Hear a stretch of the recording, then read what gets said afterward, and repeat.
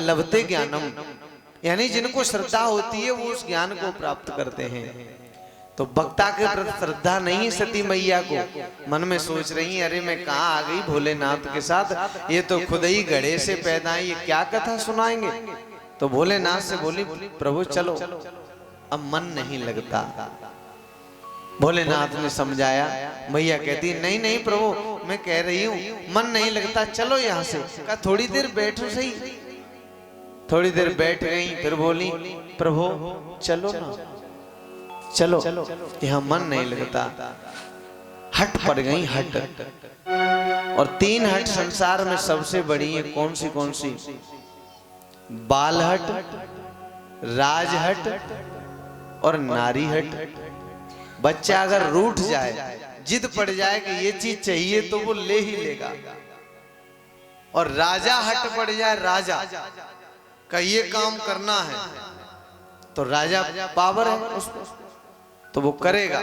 नोटबंदी करनी है तो कर दी, राज हटे, हट पड़ गए। लेकिन और तीसरा हट क्या है? नारी हट। और ये माताएं बहनें अगर हट पकड़ जाएं कि नहीं ये चीज चाहिए तो वो चीज चाहिए। अब मैया सती जो है वो हट पड़ गई। कहा नहीं मैं नहीं मानूंगी, आप चलिए यहाँ से, आप चलिए। तो होता ही है, पुरुष को झुकना पड़ता है। एक स्त्री एक बार रूठ गई अपने पति से, कहती है कि मुझे तो कुंडल चाहिए। अब वो कहे जमींदार था, किसान था कि अरे भाई घर में पैसा नहीं है, क्या करें? तो कहा नहीं मुझे तो चाहिए, चाहे कहीं से लाओ। कहा अरे कहां से लाएं? कहा कहीं से लाओ। तो कहा कुछ और तो नहीं है, ये तूड़ी भरी है ना, तूड़ी इसे बेच दो, फिर कुंडल बनवा दो। का तूड़ी बिच जाए तो बैल क्या खाइए? का बैलऊ बेच हमें लाए दो लटकन। का बैल बिक जाए तो खेती कैसे होए? का खेती बेच हमें लाए दो लटकन। खेती बिच जाए तो बच्चे क्या खाइए? का बच्चे बेच हमें लाए दो लटकन। का बच्चे बिक जाइए तो हमारो क्या होए? का खुदऊ बिक जाओ हमें लाए दो लटकन। का जब हम बिक जाइए तो तुम्हारो का हुए? का हमें बेच हमें लाए दो लटकन। ये हट होती है। पड़ गई? का नहीं भोलेनाथ अब मन नहीं लगता है, अब चलो चाहे कुछ भी करो, बस अब तो बस चलो यहाँ से। तो जब पत्नी की जिद देखी भोलेनाथ ने, मैया सती की जब जिद देखी तो चलने लगे। कहते हैं ठीक है तुम नहीं मानती हो तो चलो, कथा सुनने आई, लेकिन मन नहीं लगा। तो कथा अब क्या बनेगी? व्यथा कहते हैं बीमारी को। कथा अगर माताओं सुनी, बड़े ध्यान से कथा में आए, ध्यान लगाए, तो कथा व्यथा हर लेती है, यानी बीमारी हर लेती है और एकदम मन फ्रेश हो जाता है, आनंदित हो जाते हैं कथा सुन करके। लेकिन कथा में मन न लगे तो व्यथा बन जाती है। अब उनका मन नहीं लगा मैया सती का, तभी तो तुलसीदास जी लिख रहे हैं चले भवन संग दक्ष कुमारी। अरे नहीं नहीं, ये जगत जननी नहीं है, ये तो दक्ष की बेटी है, बेटी। इसकी बुद्धि बहुत छोटी है, इसकी सोच ठीक नहीं है। ये तो दक्ष की बेटी है, बेटी इसलिए लिख दिया मुनिशन विदा मांग त्रिपुरारी, चले भवन संग दक्ष कुमारी। ये दक्ष की बेटी है, यानी साधारण डिग्री दे दी, साधारण। और कहां डिग्री मिली थी? जगत जननी की। तो चले आए। अब इधर क्या होता है? भगवान भोलेनाथ भगवान श्री राम का ध्यान करते चले जा रहे थे। ध्यान करते हुए उनका गुणगान मन ही मन गाते चले जा रहे थे।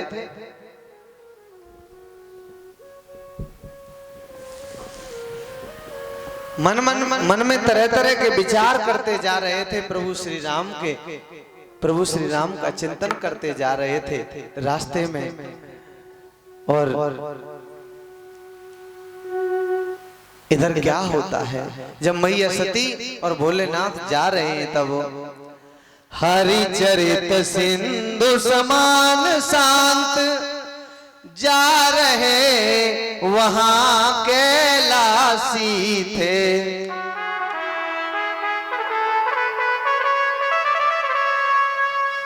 हरिचरित सिंधु समान शांत जा रहे वहां कैलासी थे।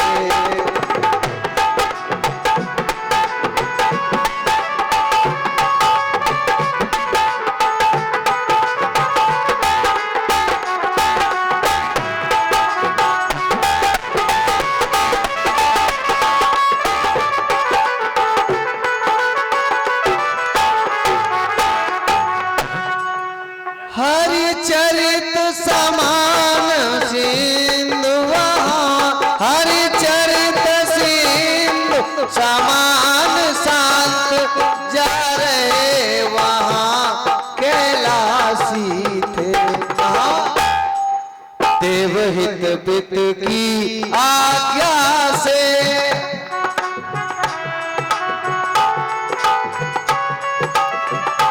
देवहित पितु राम आज्ञा से हो गए यहाँ वनवासी थे।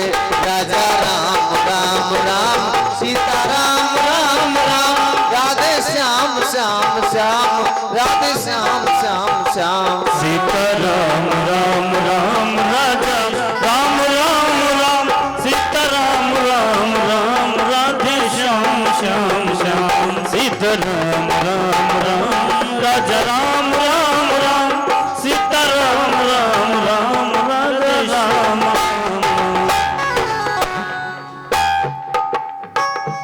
गंगा से पार हो चुके थे, गंगा से पार हो चुके थे, श्री दशरथ मरण हो चुका था। ओ श्री दशरथ मरण हो चुका था। सुग्रीव मित्रता हुई न थी, सुग्रीव मित्रता हुई न थी, पर सीता हरण हो चुका था। पर सीता हरण हो चुका था। सुग्रीव मित्रता हुई न थी, पर सीता हरण हो चुका था। क्या लिखा?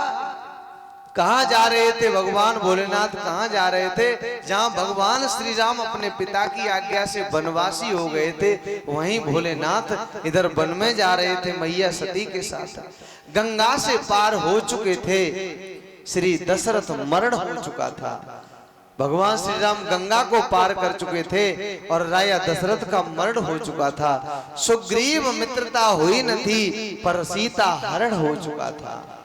सीता का हरण हो चुका था, सुग्रीव से मित्रता नहीं हुई थी। तो इधर भगवान श्री राम और लक्ष्मण क्या होता है, मैया सीता को खोज रहे हैं।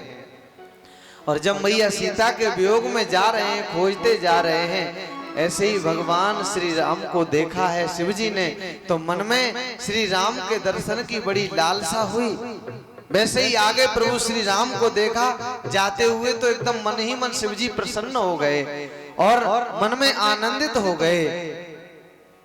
मन में जैसे ही आनंद हुआ, वैसे ही भगवान के शिव जी के मुख से निकल गया, जय सच्चिदानंद, जय सच्चिदानंद, जय सच्चिदानंद, जय सच्चिदानंद जग पावन, अस कहीं चले मनोज न सावन।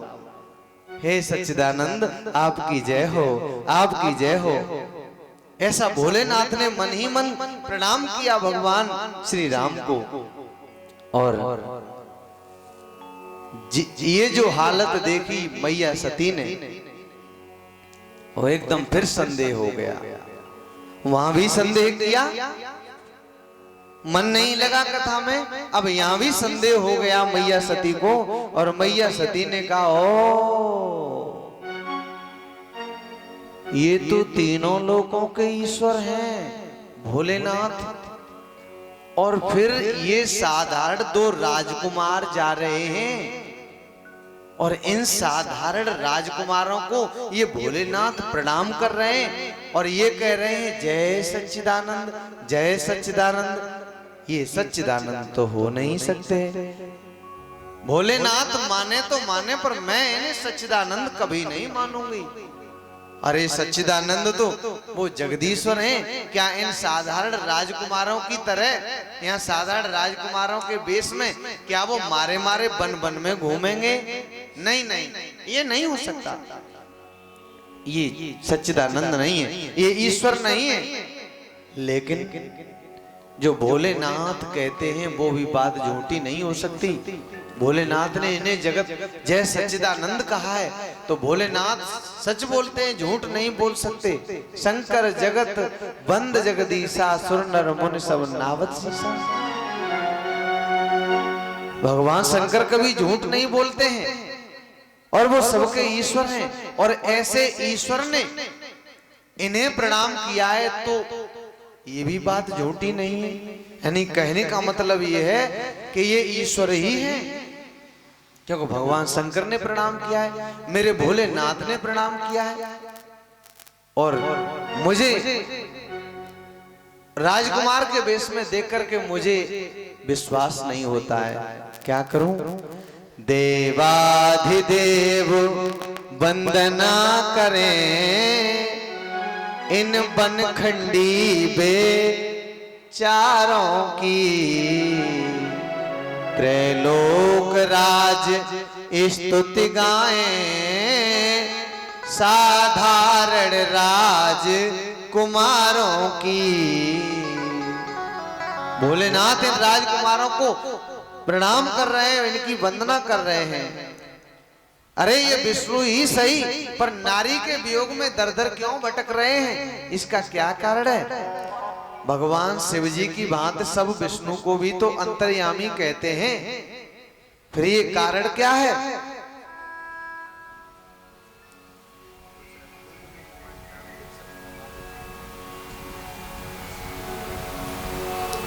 फिर ये बात समझ में नहीं आती है, अब मैं करूं तो क्या करूं। और मैया सती के मन में संदेह हो गया। सती जी एकदम से संदेह में गिर गई। देखो मेरी माताओं बहनों, जब हम क्रोध में होते हैं तो चेहरे पर अलग पता चल जाता है कि ये व्यक्ति क्रोध में है, और जब हम अच्छे भाव में होते हैं, प्रेम के भाव में, तो भी पता चल जाता है चेहरे से कि ये व्यक्ति खुश है। और जब व्यक्ति उदास होता है तो भी चेहरे से पता चल जाता है। और जब व्यक्ति किसी चिंता में डूबा होता है, कभी कुछ सोच रहा होता है, तब भी पता चल जाता है। जबकि सोचना और दुखी होना लगभग एक जैसा है, लेकिन फिर भी मस्तक की लकीरें अलग अलग प्रमाण देती हैं। जब सोचते हैं तो कुछ मस्तक की लकीरें और कहती हैं, जो अलग पता चलता है कुछ सोच रहा है। और जब दुखी होता है तब भी मुंह लटकाए होता है, फिर भी लेकिन पता चल जाता है कि दुखी है। तो ये अब जैसे ही मैया सती के ये चेहरे पर जो भाव प्रकट हुए ना, कौन से भाव? ये वाले का ये बात कुछ जमी नहीं, ये बात कुछ समझ में नहीं आई। तो मैया जब सती के चेहरे पर ये भाव प्रकट हुए तो वैसे ही भोलेनाथ समझ गए, और भोलेनाथ ने मैया से कहा, सती ऐसा संदेह मन में ठीक नहीं है। संशय आत्मा विनश्यति, संशय से आत्मा का नाश हो जाता है। और जो तुम संदेह कर रही हो, ये संदेह करना ठीक नहीं है। संदेह मत करो। जो तुम्हारे मन में ऐसा संदेह आ गया है, ये मायापति हैं, नित्य हैं, परम श्री रामचंद्र जी हैं, जो राजा के बेटा बनकर के राजकुमारों के वेश में आए हैं और अपनी पत्नी के वियोग में वन वन में घूम रहे हैं। कहा नहीं प्रभु,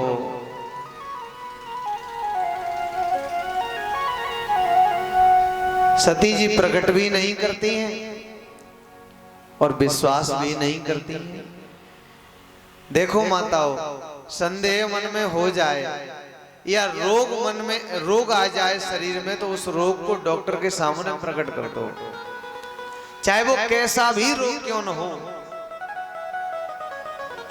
अगर मास्टर के सामने, डॉक्टर के सामने अगर शर्माए तो काम बिगड़ जाएगा। अगर कोई प्रश्न समझ में नहीं आया, कोई सवाल समझ में नहीं आया, तो मास्टर को बता दो कि ये समझ में नहीं आया यहाँ पर, तो वो तुरंत बताएंगे। और अगर कोई रोग है तो भले ही कैसा भी रोग क्यों न हो, डॉक्टर से छिपाओ मत, शर्म न करो, लज्जा मत करो, क्योंकि जब बता देंगे डॉक्टर को तो वो कम से कम उसका उपचार तो कर देगा। ऐसे ही मैया सती को संदेह तो हो गया, लेकिन मैया सती प्रकट भी नहीं करती और विश्वास भी नहीं करती हैं। तब भोलेनाथ कहते हैं, सती जो तुम्हारे मन में संदेह हो रहा है उसे प्रकट कर दो ना, कह दो क्या बात है, तुम बहुत चिंतित लग रही हो, उदास लग रही हो, तो ऐसा है।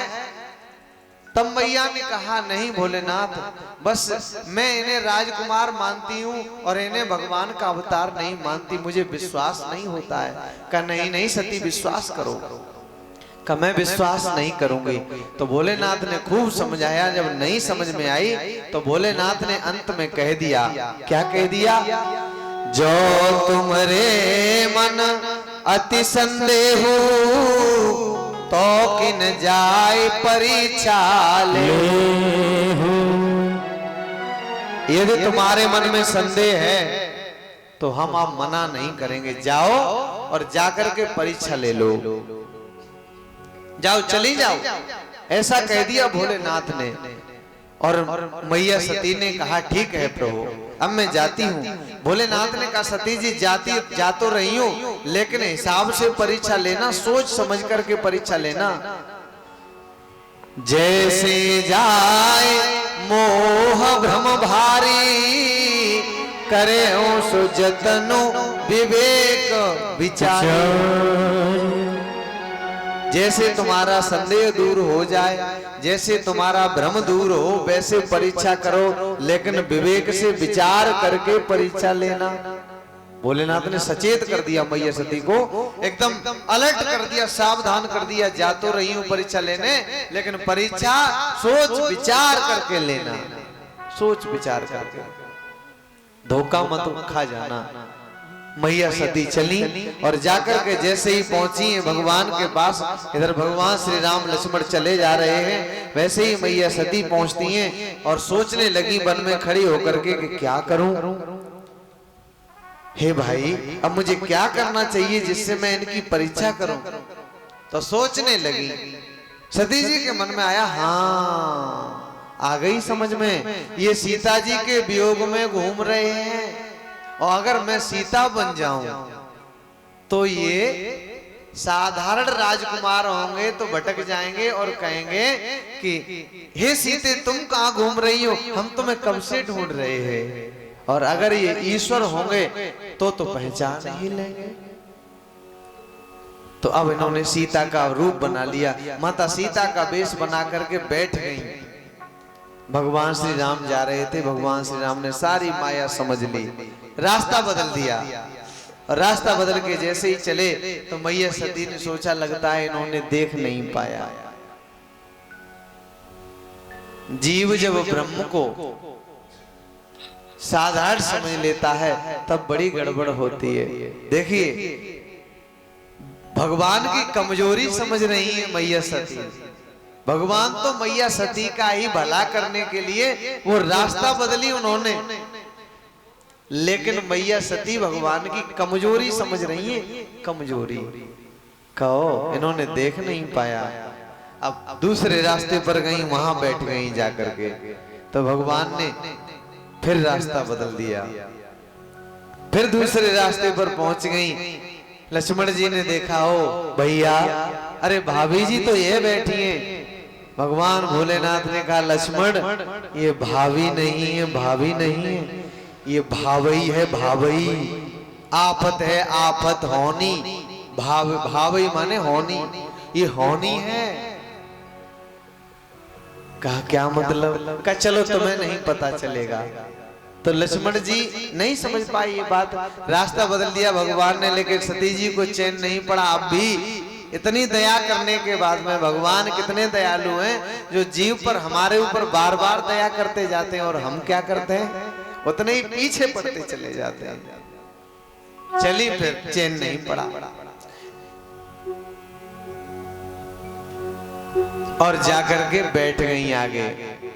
भगवान ने सोचा अब सती जी नहीं मानेंगी तो चलो कुछ सती को माया दिखा ही दो। तो उसी समय भगवान भोलेनाथ, वो भगवान जो श्री राम हैं, वो सती जी के पास जाते हैं और इधर भगवान भोलेनाथ वृक्ष के नीचे बैठे और सोच रहे हैं पता नहीं सती जी ने क्या किया होगा। सती जी गई होंगी, हे भगवान इनका भला करना, इनका कल्याण करना, क्योंकि सती जी मानी तो नहीं है और ब्रह्म की परीक्षा करने के लिए गई हैं। भोलेनाथ सोच रहे हैं होनी है होनी पति की ही, क्या होगा हाथ लगाने से, होनी होकर ही मानेगी, क्या लाभ विवाद बढ़ाने से। अरे ये होनी होने जा रही है, ये ईश्वर की ही इच्छा है, ये ईश्वर की ही लीला है। और अब इस होनी को रोकना चाहो तो कोई फायदा नहीं होगा, कोई लाभ नहीं होगा। होनी होकर ही माने